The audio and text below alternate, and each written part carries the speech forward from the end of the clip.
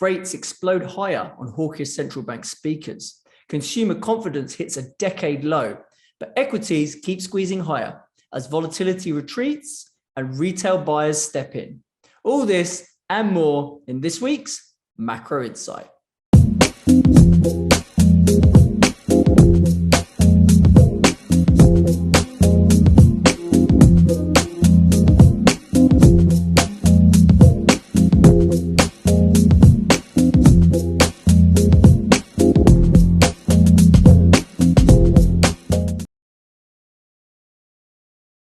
Okay, so welcome back to Macro Insight, everyone. Today is the 29th of March, and let's take a look at these markets. So last week, looking at the market movers last week, clearly it was again the rates market where we continue to see really large 3 to 4 sigma moves. Okay, so you can see here. This is the kind of volatility adjusted moves across, various asset classes and stuff like that. You can see that all those bars in blue are pretty much showing you the rates curve, right? Canada, US, Sweden, Austria, Norway, everything just ripping higher, 3 to 4 standard deviations, right? As you know, and it was on the back of consistently hawkish central bank speakers, right? As we've got higher and more persistent inflation, and they pretty much all accept that they're completely behind the curve and that they're kind of losing control of inflation expectations, right? So they're trying to rein that in. Oil, as you can see in the yellow, we've got color coding here. So commodities, this from Macro Hive, really good chart. Oil also putting in a strong performance last week, not so strong this week. As you know, it kind of squeezed a bit on the idea that there might be embargoes coming post that emergency NATO meeting from Europe and the like. And then on the downside, you're seeing a massive move in the yen. So that is collapsing as the Bank of Japan is choosing to stick to unlimited JGB purchases and yield curve control to prevent their 10-year yields going through 0.25%. Okay, so you've basically got yields going up everywhere. Bank of Japan won't let that happen in Japan. And as a result, them buying that unlimited quantity of bonds in their market is just trashing the currency. So you're seeing ridiculous sort of 4 sigma moves again in the yen on the downside. I kind of mentioned that this was likely to happen in the yen a few weeks back, where I was saying, if the policy is going to diverge so much, watch out for an upside move in dollar yen. But I was surprised at the sheer ferocity of that break, basically, right? In terms of compared to what that would typically move like. I mean, this is pretty historic moves in dollar yen. And then finally, we got the yield curve inversion that everyone's been talking about with the 5s, 30s going negative. And that's got a lot of people obviously starting their countdown to recession, right? But problem with that is it's very difficult to time. And people say it could take anywhere between 6 to 18 months. It doesn't really help us from a trading perspective, right? Okay, so those are the main moves last week. What else was going on? So we also had some data out on the consumer side. So consumer sentiment dropped to like the lowest level since 2011, University of Michigan Consumer Sentiment Index. So we've seen that, right? Very sort of negative consumer sentiment, which arguably leads consumer spending, right? So that's not great news there. And then if you also look at and the reason why that sentiment's so bad is because obviously higher food and energy prices, rising mortgage costs, that's been putting pressure on disposable incomes, okay? Now you have had nominal retail sales data that's been relatively resilient, but that's because that data doesn't strip out inflation, right? So whilst if you look at the unit sales data, that's been steadily lower, right? Even though the price of units is going up. So that's, personal consumption data is out this week, and that may well lag behind inflation data. And then you'll see the kind of effectively the consumer weakening there in terms of how much sort of spending power they have. And then you've also seen saving rates collapse, right? So the US personal saving rate has dropped to pre-pandemic levels. So they've been eating into their savings. So you can see that there's going to be some strain on consumer wallets, and that's inevitably going to impact growth going forward because the consumer makes up 70% of annual US economic output, right? So if the consumer retrenches in the US, it's going to hit corporate profits, and therefore unemployment's likely to rise, right? And we could well see, a serious deterioration in growth, if not a recession, right? So it's consumer definitely something to watch. What else am I seeing? So obviously, like we said, equities don't seem to be particularly scared of rate hikes, right? And we are pricing in a decent amount of rate hikes. So why is that? Apparently a lot of people on the institutional side have been asking, why the hell is the market rallying? It doesn't make any sense. The fundamentals haven't changed so much, right? So, and if anything, the central bank rhetoric has got more and more hawkish in the last couple of weeks. So how do you rationalize it? So I'd say some of the bullish arguments that have emerged have been along the lines of, if you backtest it and you look at past hiking cycles, okay, and that's the chart on the top left. So we've got the market now, which is in bright red. We've got the average, which is kind of the middle blue line. And then you've got fast tightening cycles average and slow tightening cycles average. Okay. Fast tightening cycles is that purple line, which is a bit faded. You might not be able to see that well. And then slow tightening cycles is the lighter blue line. So the idea is that you're kind of looking at a year prior to the beginning of the cycle, and then you're looking 2 years out and you're seeing what the S&P has kind of done. Okay. And you can see that, and then you've also got some percentiles there. So even more grayed out and hard to see on that chart is you've got the lower end, the lower band, which is the 10th percentile, and the upper band, which is the 90th percentile. So what we're basically saying is, even if we get a fast tightening cycle, if you look at the average S&P performance when we've had a fast tightening cycle, right, we're kind of tracking along where we should be, right, around this sort of time into it. And I think they're assuming that the tightening cycle started in December, right? Okay, even though it hasn't, but I guess the change in rhetoric has certainly happened since then. So, and even if we go to the kind of worst case scenario, if you call that the 10th percentile, where does that take this market to the downside? It takes it down 20% from the peak. And actually we've already reached down 10%, right? So it's another 10% below where we got to, around 4,100, which would take us down to maybe around 3,700 if we got the absolute worst case scenario.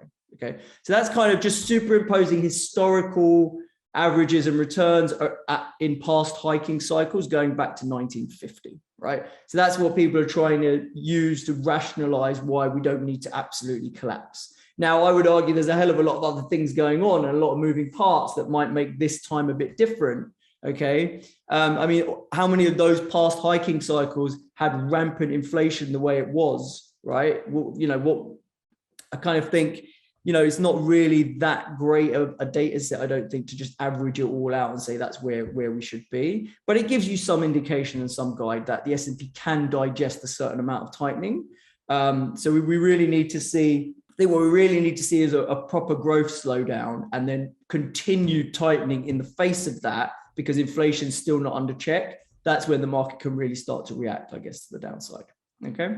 And then you've got the chart on the top right, which kind of shows you, how risky assets tend to perform during hiking cycles, right? Looking at commodities, looking at equities, and basically saying that, during a hiking cycle, there's pretty much positive performance across the board. But the other bars that kind of show you the performance 1 month after the first hike, 3 months after, and 6 months after. So you can see that clearly those bars are kind of increasing as we go past the first hike, right? So once we get 6 months past the first hike, you're seeing reasonably decent performance across the board, basically. Okay. And then the last factor to consider as to why we're rallying is that retail seems to be coming back, right? So if you look at retail order flows, they're definitely above average of what we've seen for the last couple of years. And we'll talk a bit more about sort of what's going on in the retail space and meme stocks in a little bit later, basically. Okay. So those are the kind of things that are being blamed for, why we're rallying and stuff like that. Now, if we take a look more at the volatility space and what's going on in vol. Well, equity vol is normalized, right? So, and equity vol doesn't like to hang about, right? It typically is the first one to normalize. We had 7th of March was kind of highs in the VIX, curves absolutely collapsed back into contango, right? Which is the normal sort of shape. So that's the first kind of way you can easily see how the curve's normalizing. You've also got the VSTOXX VIX spread on the top right chart here that I was basically mentioning, and the trade that I flagged in terms of that strangle swap, where that got to like 25 vol premium. That's now back to much more normal levels at around 8 vols, right? The spread between European vol and US index vol. Then you've got this chart here, which is quite interesting, which is rather than just looking at the absolute level of the VIX, looking at the term structure of the VIX and the level of the inversion.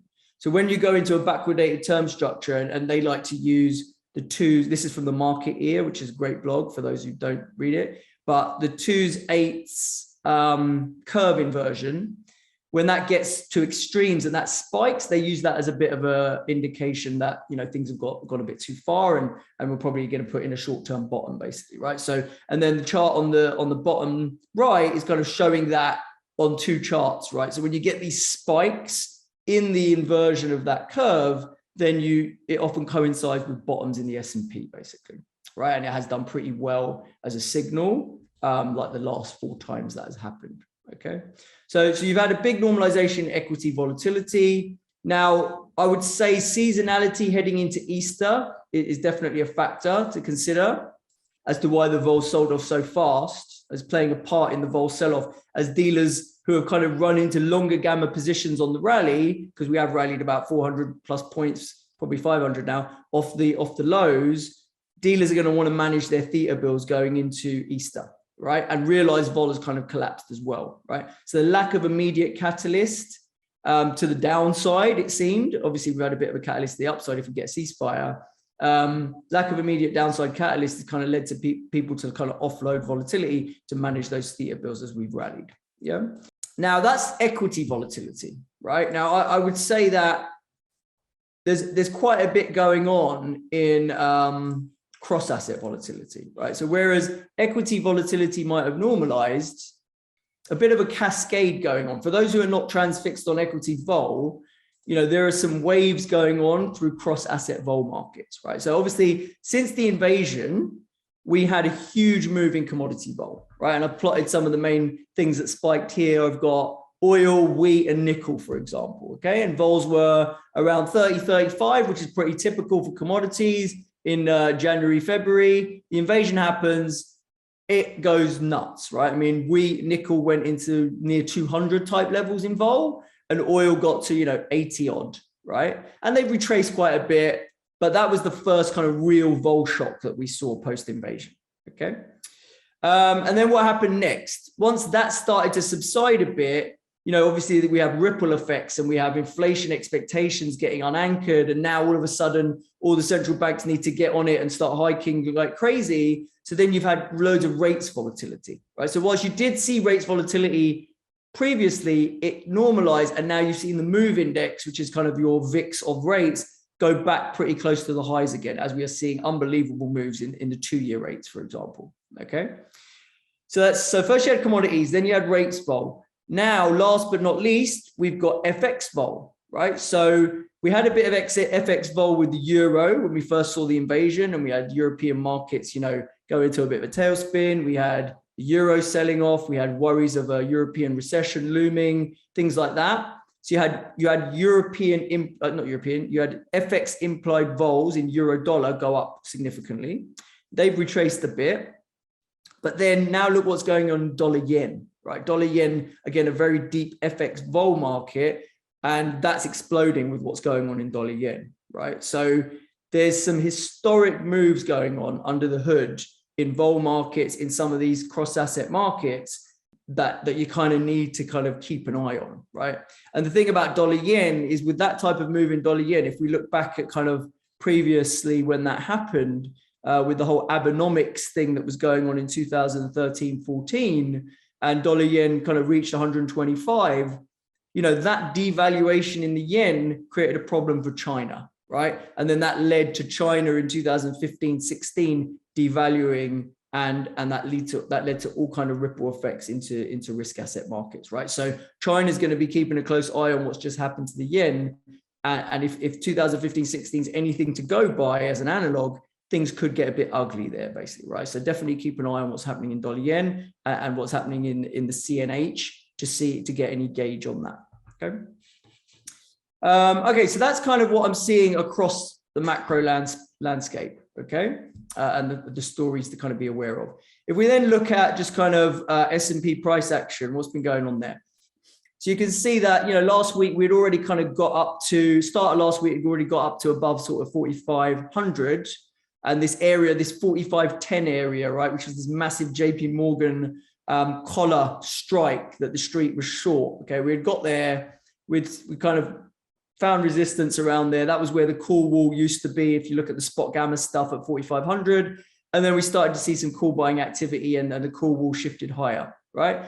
So that's kind of where we've been. And over the last couple of days, we've had some support around that 45.10 strike where there's a lot of put open interest, basically, right? But in general, if you compare that to the previous week, we've had a much smaller sort of range in markets, right? Markets are becoming less volatile as dealers are becoming less short gamma, and therefore, you know, the intraday moves don't need to be as violent, basically, right? So that's what we've been seeing. And obviously the Russia-Ukraine stuff had taken a bit of a pause in terms of the sort of negative headlines coming out of there. So that obviously helped the market as well, okay? Now, this spot gamma call wall area at 4,600 was, you know, suspected to be the first area of resistance where we should really see the market kind of stall if the street really is long all this gamma up here. So we'll see now that we've popped, because we had a bit of a positive catalyst, we'll see if it fades from here. But those guys are calling for the call wall to be 4,600. So as a risk reward play, that's probably not a bad place to take a stab on the short side if you haven't already. But I'm sure a lot of people probably already leaning quite short, right? Given the type of move that we've seen. So that's kind of the price action that we saw in S&P sort of by itself. Now, if we look at the rates market, that's where things obviously, as I've mentioned, have been very interesting. And if we just look at kind of what's been going on in the curves and in terms of implied probabilities, I mean, it's some pretty dramatic moves we're seeing, right? So, I mean, it just keeps getting more and more dramatic. But so you've got 530s inverted. Obviously, it's been in free fall for a while, but pretty much since, you know, 56 pips all the way down, it's gone in a straight line. You've also had a steady grind lower in 2s, 10s, which is running at about, you know, 15, 20 basis points. If you then look at the implied probabilities for the meetings coming up from the Fed, we've got the May meeting pricing in a 70% chance of a 50 pip hike. We've then got the June meeting pricing in a 60% of another 50 pip hike. And you've got the July meeting pricing in 45% of another 50 pip hike. So we're potentially staring at 3 50 basis point hikes in a row in the next 3 meetings, which is a dramatic repricing compared to where we were, you know, a month or 2 ago, right? It's pretty crazy, okay?